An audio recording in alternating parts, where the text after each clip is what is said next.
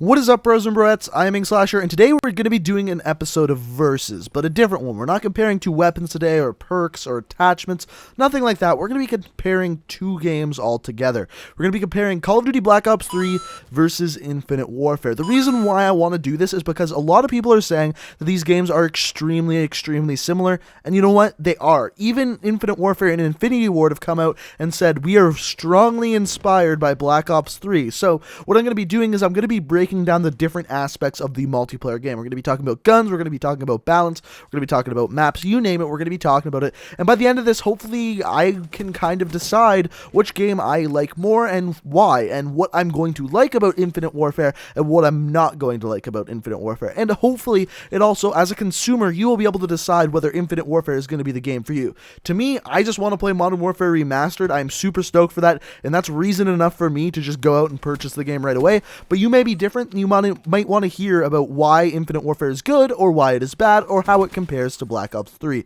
So that is what we are doing today, and with this video, this is a lot of personal preference, and it comes down to my opinion, so I always strongly recommend leaving your opinion down in the comment section below about anything that we talk about in this video. Also, on top of that, this video is going to get a lot of dislikes, because I'm comparing Black Ops 3 to Infinite Warfare, all of that stuff, so if we could counteract some of those haters by hitting that like button, that'd be absolutely fantastic. So, all I ask is if you like the video, hit that like button, but without further ado, let's get into comparing these two games. So I have this broken down into 9 categories that we're going to be talking about throughout this video. We got matchmaking, time to kill, weapons, movement systems, score streaks, rigs, maps, game modes, and finally supply drops. We're going to be talking about all of these and giving out 1 point per different category that we're talking about. So to start off, we're going to be talking about matchmaking. So matchmaking in Black Ops 3 for me is absolutely abysmal. I can't join some of my friends whenever I try to play with them. If I can join them, it's rare that I actually get into a game, and I know this can kind of be chalked up to the game being almost a year old, but still, that's not acceptable for one of the biggest shooter games out there. You should be able to join games and join games consistently. If I try to play a game mode other than Team Deathmatch, half the time I can't even join a game in Black Ops 3. I know in Infinite Warfare, in the beta, the matchmaking wasn't perfect, but the fact is I was able to get in games. I was able to join my friends, and it actually worked. Whereas in Black Ops 3, a year after release, I can barely get into games half the time. So honestly, for matchmaking, I'm going to have to give the thumbs up to Infinite Warfare, which is shocking because for the first day of the beta, matchmaking didn't even work at all. But they got it working, and I do strongly believe it works better than Black Ops 3. So that's 1 point for Infinite Warfare. Next up, we've got time to kill. So time to kill is an interesting one because technically, from the stats that I've seen on all of the weapons, the time to kill is actually pretty on par with Black Ops 3. A lot of people are saying that the time to kill is a lot faster on Infinite Warfare. However, that's not necessarily true. What is true is that the hit detection is better in Infinite Warfare, which means it feels like you are dropping people faster. Infinity Ward is known for having amazing hit detection in their games, and it's no different with Infinite Warfare. Now with that, it's causing the time to kills to feel extremely fast, which is actually for a lot of people a negative thing. They find that it's just kind of whoever sees the other person first, they're going to get the kill because of that short time to kill. And it's not necessarily the short time to kill, but it's that hit detection. But honestly, hit detection is great, but I think the time to kill thing is a negative thing. So what they should do is leave the hit detection the way it is because it's great, but add a little bit more health to the people, because then what that's going to do is make the time to kill feel longer, and the hit detection is still fantastic. So I think the time to kill is just a little bit better in Black Ops 3. It has a little bit more leeway so that the person with a better shot can actually get the kills. But I don't know, we're going to have to wait to see how that one plays out till we have all the stats for all the weapons and we can really look at the time to kill definitively. But as of right now, I'm going to give the time to kill to Black Ops 3 and say that it's a little bit better in Black Ops 3. So weapons. Weapons is an interesting one because there's 2 ways we can look at this. We could talk about it weapon balance-wise or just how the weapons play. To me, the weapons in Infinite Warfare are better than in Black Ops 3, and here's why. In Black Ops 3, I find that there's 1 gun, maybe 2 guns in every single class that I can succeed with. For example, VMP and Vesper, or assault rifles, you got the KN-44 and the M8. And whereas at the same time, there's a lot of really horrible guns in Black Ops 3. And for me, I've gotten really bored of playing with the weapons in Black Ops 3. Whereas when I was playing Infinite Warfare, I had fun playing with every single weapon I picked up or used. And partially, part of that could be because the game is just new and I'm having fun trying out new things. That could honestly be part of it. But from the limited time I played with Infinite Warfare, I had more fun with the weapons. It's that simple. I just had more fun playing with them. As far as weapon balance goes, it's far too early to say the Infinite Warfare weapon balance is better than Black Ops 3, or the Black Ops 3 weapon balance is better than Infinite Warfare. I just haven't had my hands on Infinite Warfare for enough time to fully say that. Not to mention, we haven't got to use all of the guns yet, so we'll have to wait to see with that. But as far as the weapons goes, I enjoyed using the weapons more in Infinite Warfare. Also, part of this could be because of the really good hit detection as well. But I'm going to have to give the win for the gun section to Infinite Warfare. Next up, we've got movement. So the movement system in Infinite Warfare is pretty much directly stolen from Black Ops 3. However, they slowed it down. They gave you a little bit less boost, and you can't quite jump as fast as you can in Black Ops 3. And I actually do prefer that. I think the movement system in Infinite Warfare, it's not ideal. It's no boots on the grounds. However, it is definitely better than Black Ops 3, if you ask me. Just because it's slower, you're not quite bouncing around the map as fast as you are in Black Ops 3. And I think this is an improvement. Kind of like when we saw Advanced Warfare go into Black Ops 3, how that movement system was slower. This is just taking another step in that direction. And I do strongly believe, just a little bit, that the Infinite Warfare movement system is a little bit slower, and because of that, it's a little bit better, in my opinion. But you can let me know what you think down in the comments. Scorestreaks. Scorestreaks is another tough one, because I think in Black Ops 3 and Infinite Warfare, none of the Scorestreaks really stand out to me as being amazing. Even in this gameplay that you're watching right now, I got a double mothership in Black Ops 3, 2 motherships in one game, and only ended up with like 53 kills. That just goes to show you that the mothership really isn't that powerful, and it's the top score streak in the game.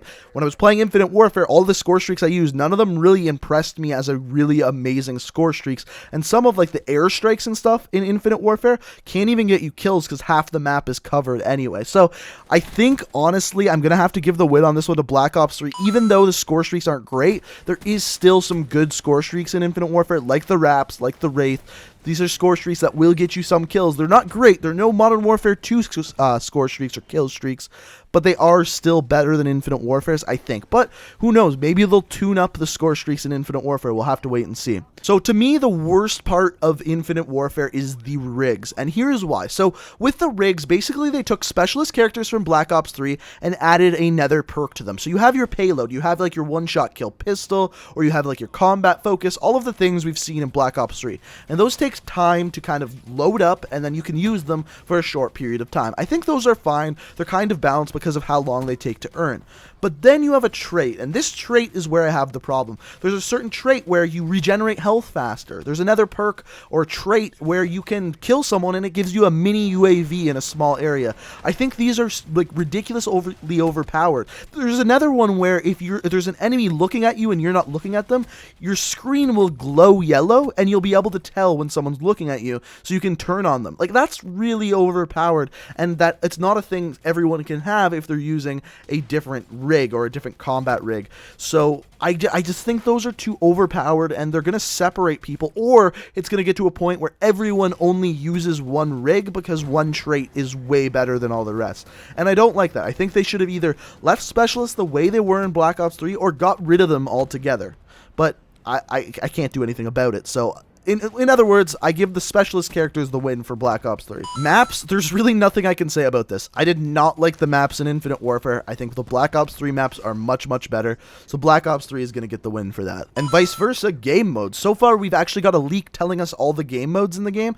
And I think Infinite Warfare has this for one reason and one reason alone. Infinite Warfare is launching with Infected. It was never put into Black Ops 3. I have no idea why they never added it, but it's good to know we will be able to play Infected in Infinite Warfare, and I think a lot of people are going to be really, really happy about that. So I thought about another section to talk about in this when it comes to Black Ops 3 and Infinite Warfare, and that's perks. And as far as perks go, I think perks in Infinite Warfare, there's an immediate problem with them because there's two clutch perks. You got Dexterity and Ghost. Those are the only two perks, and I guess Dead Silence. If you're playing at a high level, you'll need Dead Silence. So 3 perks that you're always going to use on every single class. So it makes your create a class very, very stale. Now, it could be argued that Black Ops 3 is like that too, but I don't think they're as much of a clutch perk as it is in Infinite Warfare, especially Ghost, because Ghost in Infinite Warfare, even if you're not running, you can be hiding in a corner and you don't show up on a UAV because you have Ghost on. This is the old way of doing Ghost. This is from like Black Ops 1 that they had that type of Ghost, and I feel like it's really odd that they included that in this game, and I'm really hoping that they change it back to the old way. But as of right now, I'm going to have to say that the perks are better because there's less clutch perks in Black Ops 3, so it gets plus 1 point for that.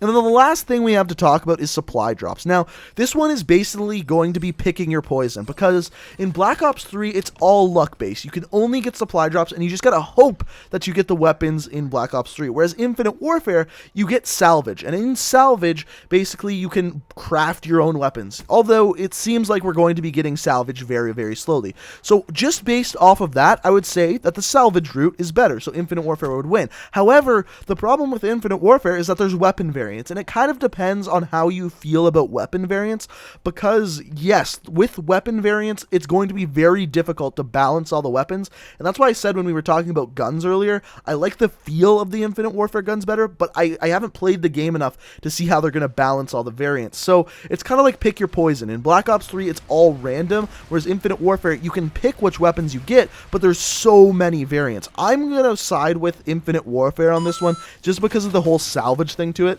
And I'm sorry to say this, but this means these two games tie. There's really no other way for me to say it. So what I'm going to do is let me know down in the comment section below, which game do you prefer? Do you prefer Infinite Warfare? If you've played it, you may not have played it yet. Or do you prefer Black Ops 3? Based on what I've said, do you agree with what I said about all these different sections in the game? Or do you disagree? You can let me know down in the comments, and I'm always open for you to have your own opinion. I'll be reading all the comments, so let me know down below. But so through this, I was trying to talk about all the facts that we know about both games, but if you want my opinion, my full opinion, I do prefer Black Ops 3, and here's why. The main two things I can't stand about Infinite Warfare are the rigs and the maps. I do think the rigs are somewhat game-breaking just because of how overpowered some of the traits are, and on top of that, every single time I get any of the maps, I'm like, oh man, I don't want to play this map, or I don't want to play that map. Whatever it is, I just can't stand the map design. It was the same kind of problem I had with Call of Duty Ghost. I enjoyed playing like one of the maps in Call of Duty Ghost.